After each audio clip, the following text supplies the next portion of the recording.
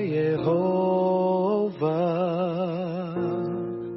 Tiza Pamaso Painumbuye Polumuti Wopambana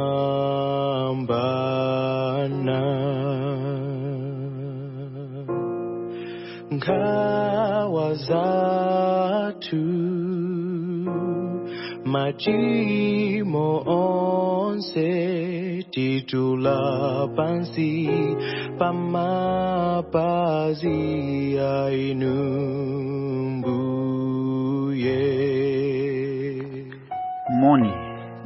Moni okondedwa, lero ndadza nalonso ulingaliro pamutu onena kuti pewani moyo wansanje.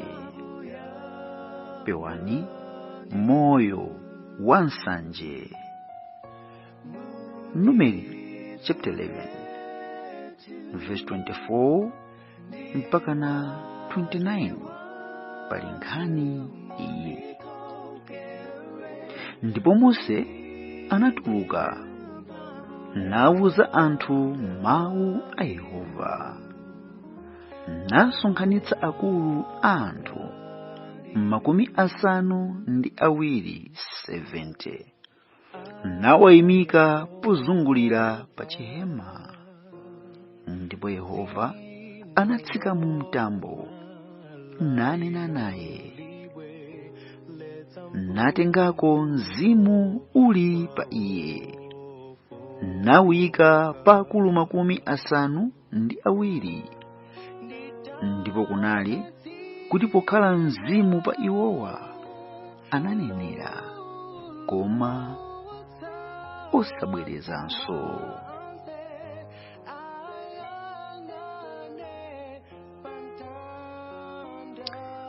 Koma amuna awiri anatsalira mchigono. Dzina la wina ndiye Elidadi, dzina la mnzake ndiye Medadi. Ndipo mzimuwo unakhala pa iwo. Iwo ndiwo mwa oyitanidwawo, koma sanatuluka kunka ku chihema. Ndipo ananenera mchigono. Ndipo anathamanga anyamata nawuza Mose nati, Elidadi ndi Medadi akunenera mchigono. Ndipo Yoswa mwana wa Nuni, mtumiki wa Mose kuyambira ubwana wake, anayankha nati, Mose mfumu yanga, aletseni. Koma Mose anati kwa iye, kodi uchita nsanje nawo chifukwa cha ine? Bwenzi anthu onse a Yehova atakhala aneneri, bwenzi Yehova atawayikira mzimu wake. Anthu otumikira awa, opemphera awa, kuchita nsanje yayikulu ndithu, futi mzimu woyera wafikira pa anthu amene ku chihema sadapite. Lingaliro lathu tikuti pewani moyo wansanje. Mulungu adamuza Mose kuti adzisankhire amuna 70 oti athandizane naye ntchito yoyang'anira gulu la Mulungu la Israeli. Adamuza kuti amunawa apite ku chihema kukachisi kapena kuti kutchalichi lero lino. Koma awiri mwa amunawa, Elidadi ndi Medadi, anatsala ku nyumba kwawo ku chigono kumene amagonako. Koma taonani, pamene Mulungu amatsanulira mzimu wake woyera kwa awo 68 adali ku chihema aja, nawo amuna awiriwa, Elidadi ndi Medadi, mzimu adawagwera nawonso nanenera anthu namva. Abwenzi, kodi mukudziwa inu Mulungu amatsanulira Mzimu Woyera kwa iwo asankhidwa, nakhala nawo mtima woyenera mosayang'anira komwe asonkhana. Tikukhala mu nthawi imene mvula ya masika ikuyenera kutsikira pa ana akumverawo. Mzimu Woyera akuyenera kugwera pa anthu kuti akanenere zazikulu, monga Yoweli akunena, monga Machitidwe 2:17 akunena, ndipo kudzali masiku otsiriza kuti ndidzathira cha Mzimu wanga pa thupi lina lililonse. Ana anu amuna ndi akazi adzanenera, ndipo akuluakulu anu adzauta maloto. Mulungu akulonjeza kuti ngakhale pa adzakazi anu ndidzathira cha Mzimu wanga. Kodi iwe ukhala nawo mtima wokonzeka kuti mmene Mulungu akutsanulira Mzimu wake pa anthu akanenere masiku otsiriza, iwe ukhale mu gulu lomwelo? Kodi ukamamva misonkhano osati ya dziko, osati yongopanga zokondweretsa munthu, koma yakusanthula mawu ndi kuphunzira zakuya, ukumakhala nawo mtima mkati mwako ufuna upanga nawo atendi?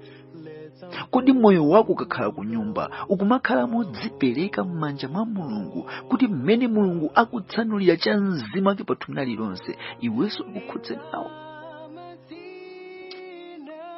Tumvetserani okondedwa.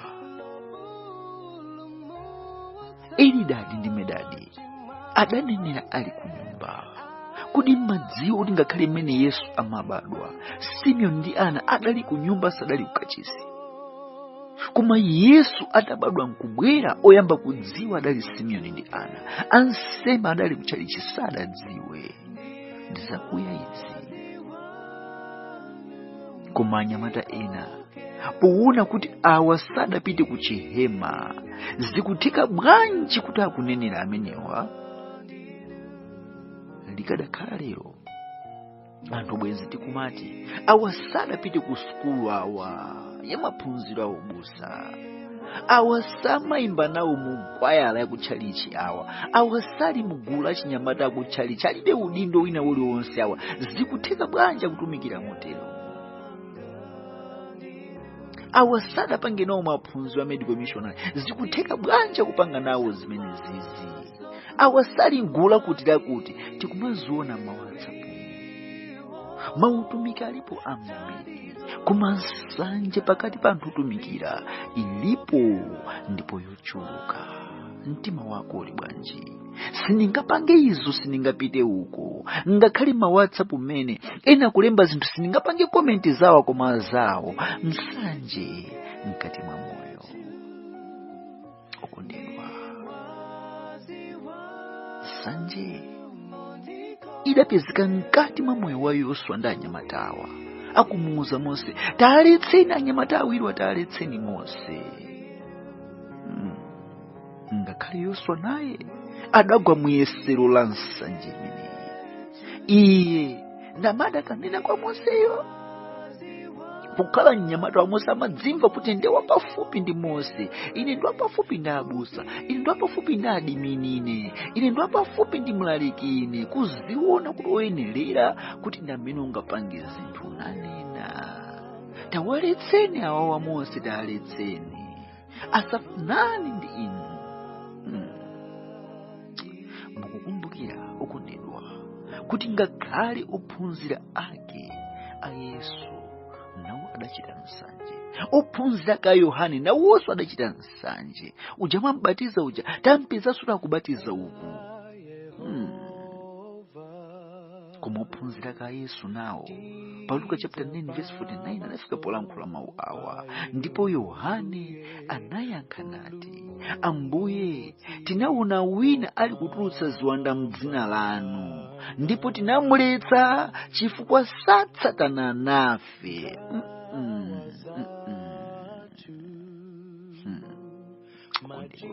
Chibadidwe cha munthu ichi chofunika timbeka nyimbo kakumveka pansi pakuti tichoke. Kuti Yehova mphamvu yanga ndinu, munditsuke ndi mwazi wanu, chifukwa chibadwa chathu chimuli zinthu zambiri zovuta zimene kupanda Yesu sizichoka, ndipo mzimu ya pa ife sakhala.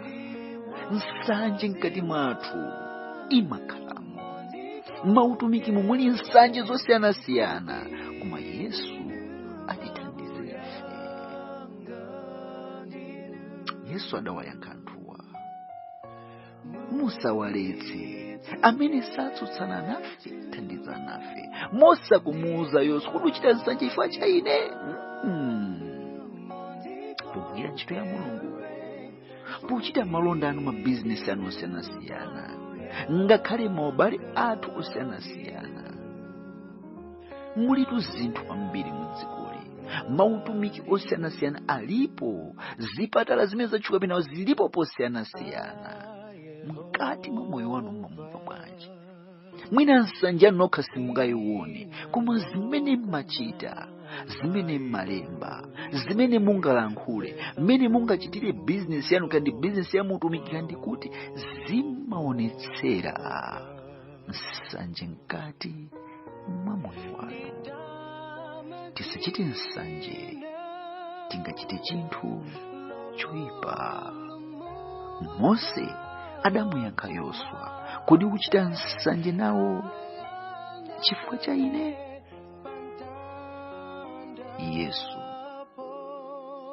akuwauza ophunzirawo, musawaletse iwo, amene satsutsana nafe athandizana nafe. Ambuye akusamalire mulungu mbale, Ambuye akusamalire abambo, Ambuye akusamalire. Dziwani patuka ife sitingathe, koma Yehova ndiye mphamvu yathu, nkhawa zathu, machimo athu, nsanje yathu titule kwa iye, ndipo adzatithandiza. Amene mupanga chisankho mupite ku countryside, chotsani nsanje mkati mwa moyo, chifukwa zikuchitika zinthu kumalowa. Mukudziwa kuti mkati mwa moyo wa munthu ndi Yesu yekha amene angasinthemo. Mukudzimva bwanji mkati mwanu? Muli mini basi mukumvera kauthenga, muli pa ofisi kapena muli pa nyumba yanu, koma mukudzimva bwanji mkati mwa moyo wanumo?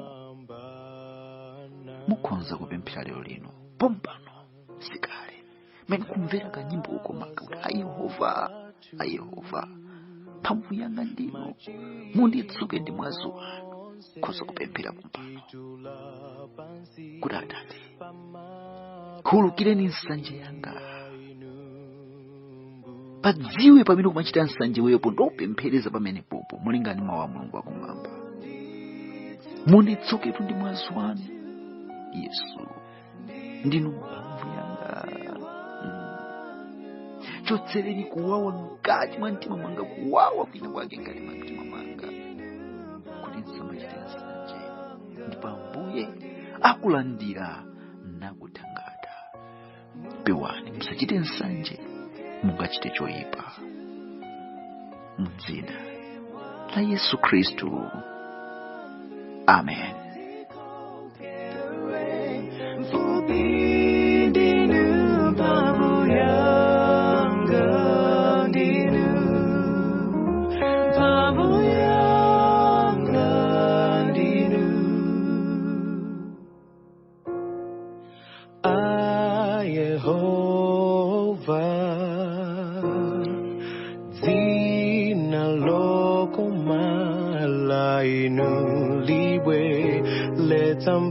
Tampumulo kwa ofoka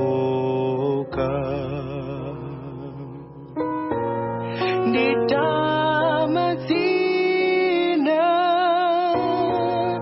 lobulumuta wachimanse ayangane pantandapo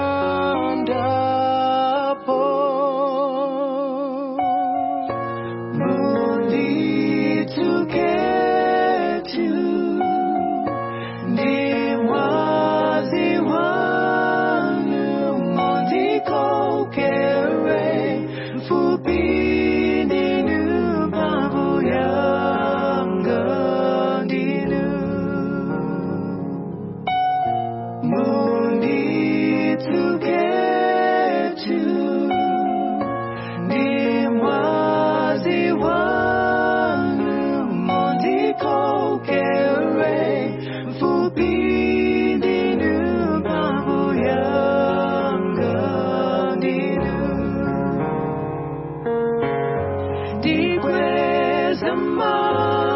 ku